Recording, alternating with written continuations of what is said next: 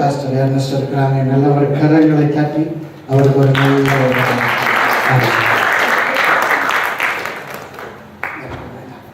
the precious name of the Lord and Savior Jesus Christ. எல்லோரையும் நமது கர்த்தரும் ஆண்டவருமாகிய இயேசு கிறிஸ்துவின் நாமத்திலே வாழ்த்துகிறேன், வரவேற்கிறேன்.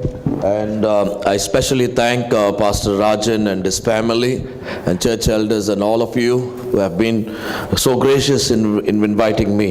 நான் இந்த சபையில் ஒவ்வொருவரையும் இயேசு கிறிஸ்துவின் நாமத்திலே நன்றியோடு கூட வாழ்த்துகிறேன். And especially I thank Dr. Prasad and Dr. Rohini and his family. நான் குறிப்பாக டாக்டர் பிரசாத் and ரோஹிணி ஃபேமிலியை நான் கர்த்தருக்குள் நன்றியோடு பார்க்கிறேன். Who have introduced me to Pastor Rajan. அவர்கள்தான் என்னை இந்த சபையினுடைய போதகருக்கு அறிமுகப்படுத்தினார்கள். And before I enter into the message, I will just share a short testimony and then I go ahead with the message. இந்த தேவ செய்திக்கு போவதற்கு முன்பாக நான் உங்களுக்கு ஒரு சிறு சாட்சியை சொல்லி நான் ஆரம்பிக்க விரும்புகிறேன். I was born and brought up in a place called in Karnataka called Kolar Goldfields. நான் பிறந்தது வளர்க்கப்பட்ட இடங்கள் கர்நாடகா பகுதியிலே உள்ள கோலார் தங்கவயல் என்ற பகுதி. And God was really very gracious and my great grandfathers and everybody worked in the Kolar Goldfields. அதாவது நம்முடைய தேவன் மிகவும் கிருபை நிறைந்தவராய் இருந்தார். என்னுடைய முற்பிதாக்கள் எல்லோரும் அந்த இடத்திலே வேலை செய்தார்கள். And when I was about 8 years I was more about knowing about God.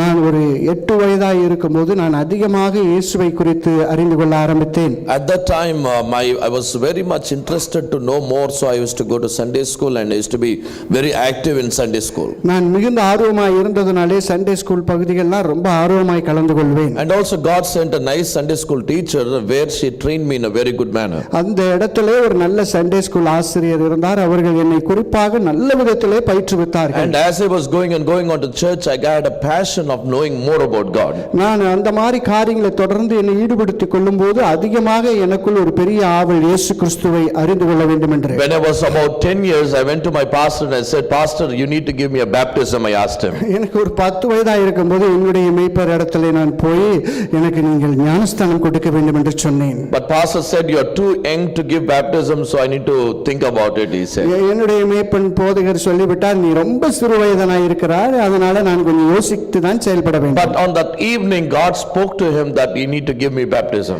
ஆனால் அந்த இரவே பாத்தீங்கன்னா போதகர் மேய்ப்பர் இடத்திலே அவர் பேசி இருக்கிறார், தேவன் பேசி இருக்கிறார், நீ அந்த சிறு பையனுக்கு நீ பாப்டிசம் கொடு என்று சொன்னார். And immediately I got baptized. I was a very young person in the church while the Holy Communion was being given.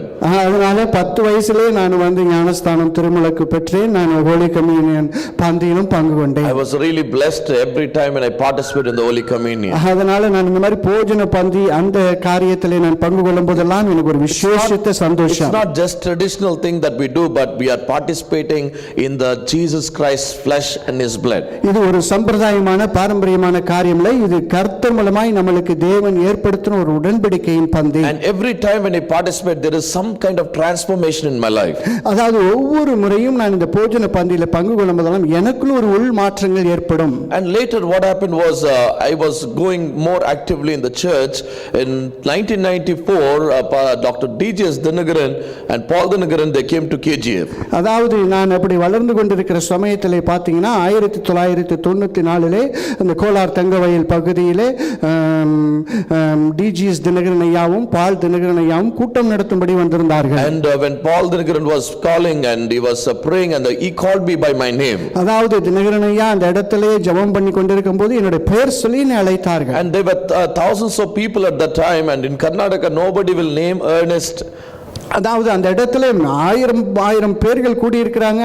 அதுல போய் எர்னஸ்ட்ங்கற பேர் எப்படி உங்களுக்கு ஞாபகம் முடியும்? Ernest will, I mean nobody will keep Ernest in KGF because it's a very one of the toughest name to pronounce. ஆமா, அவ்வளவு ஈஸியா யாரும் என்னுடைய பேரை ஞாபகம் வச்சிருக்க முடியாது. ஏன்னா சொல்றதுக்கு கொஞ்சம் கஷ்டமான பெயர்.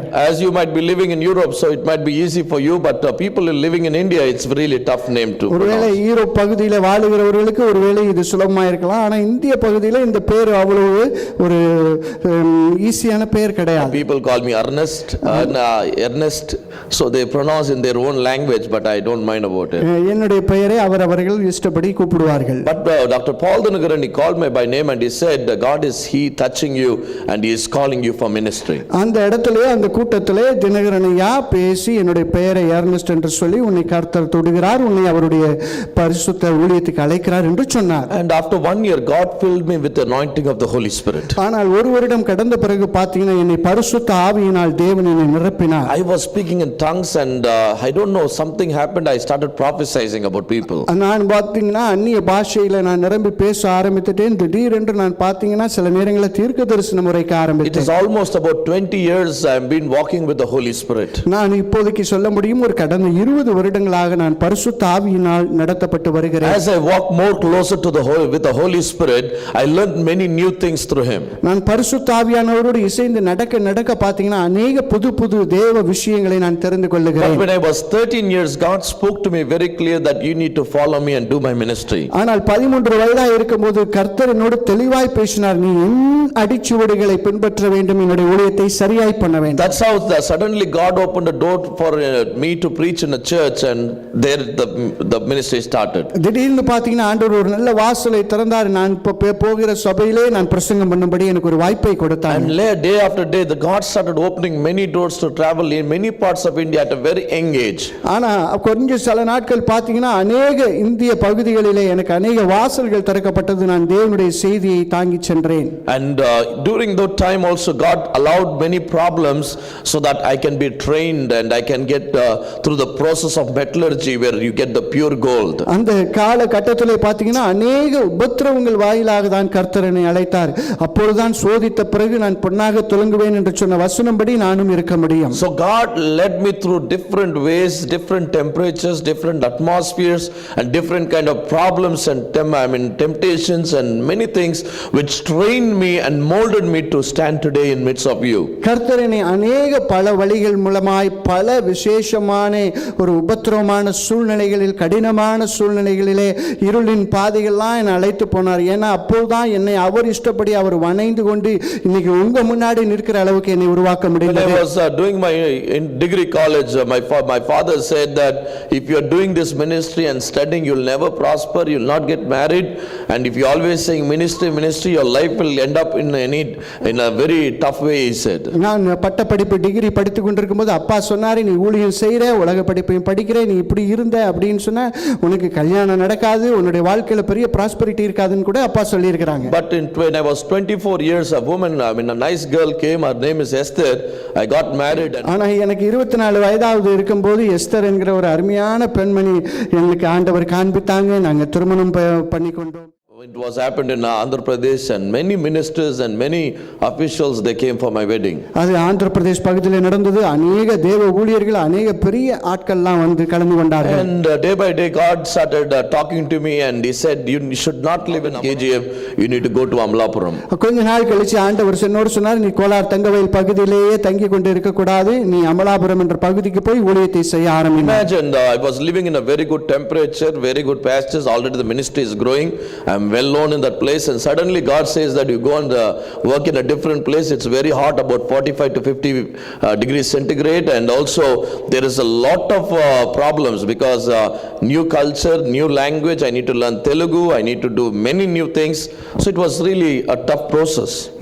நன்றாய் யோசித்து பாருங்க, நான் கர்நாடகா பார்டர்ல கோலார் தங்கவயல் பகுதியிலே நல்ல முறையிலே நல்ல ஒரு சபையிலே நல்ல வளர்க்கப்பட்டு நல்ல ஊழியம் செய்து கொண்டது. திடீர்னு ஆண்டவர் அமலாபுரம் என்ற பகுதிக்கு அனுப்பினார். மிகவும் ஆபத்தான பகுதி, சீதோஷண நிலை சரி இருக்காது, மக்கள் எல்லாரும் எப்படி இருப்பாங்கன்னு தெரியாது, குறிப்பாக எனக்கு மொழி தெலுங்கு மொழி கூட தெரியாது, நான் எல்லாவற்றையும் அடிப்படையிலிருந்து செய்ய வேண்டும். But God taught me to be a leader among those people also. ஆனால் அந்த இடத்திலே கர்த்தர் என்னை ஒரு முன்னின்று நடத்தக்கூடிய ஒரு தலைமைத்துவத்தை எனக்கு கொடுத்து ஆசீர்வதித்தார். My Telugu was very worse Telugu, and today I'm speaking in many Telugu channels, in the broad TV channels. எனக்கு ஆரம்பத்தில் தெலுங்கு அவ்வளவு கஷ்டம் தான். ஆனால் இன்னைக்கு பார்த்தீங்கன்னா அநேக தெலுங்கு டிவி சேனல்ஸ்கள் நான் பிரசங்கம் பண்றேன். அநேக தெலுங்கு பேசுறவர்களோட நான் நன்றாய் கர்த்தர் கிருபையிலே பேசுவேன் என்று சொல்ல முடியும். Last 5 years I'm more involved in ministry. God sent me to many nations. Now I have traveled to many nations every year. ஆனால் சமீப நாட்களாக ஆண்டவர் என்னை அநேக தேசங்களுக்கு அவருடைய ஊழியத்தை நிமித்தமாக அழைத்துச் I செல்கிறார். speak among many conferences, international conferences among the pastors. அநேக சர்வதேச கூட்டங்களிலே கர்த்தர் அவருடைய கிருபையினால் என்னை பயன்படுத்துகிறார்.